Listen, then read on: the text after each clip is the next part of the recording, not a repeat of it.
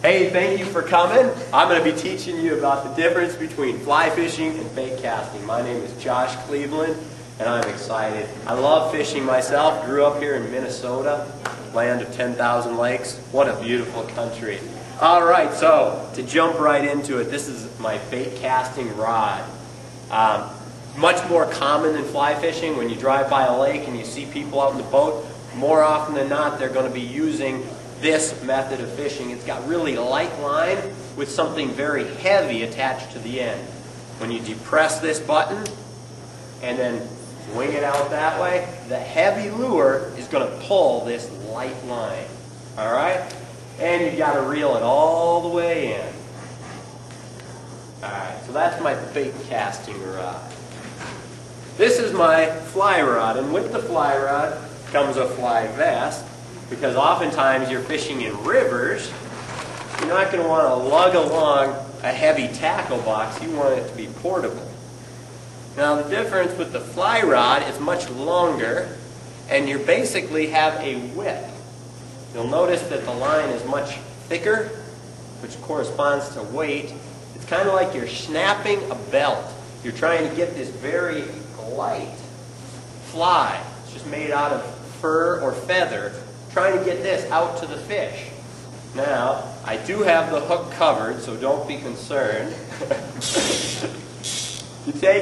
You use this whipping action back and forth, and you get that fly out there to the fish. Now, the cool thing about fly fishing is you don't have to bring it all the way back in.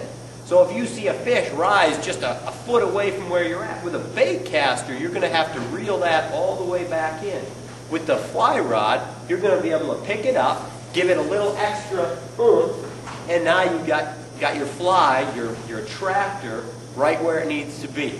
To bring it in, you just do what's called stripping instead of reeling it in. So when you get a fish on, it's real exciting. It feels like hand-to-hand combat. All right. Now, the fish isn't going to just bite onto a bare line. It needs something to attract it.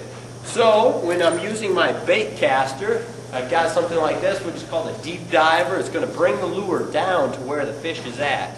It's one of the advantages of the bait caster. You can use something heavy, which will get the bait down to where the fish is at. Also have a spinner here.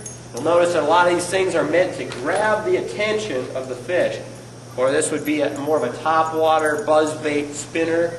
The flies are completely different. Same goal though, and that is to attract the fish. Now, I wanted to attract you guys, so I got some donuts and cookies.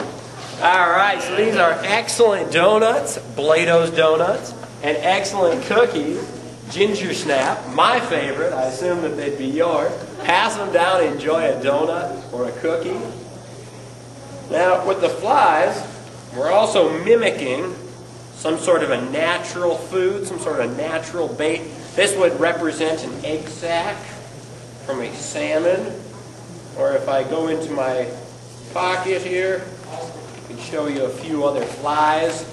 The neat thing about flies are they're very easy to make. All you need is a hook, and you can go and gather some fur or some feathers, tie them onto your hook, mimicking some natural food.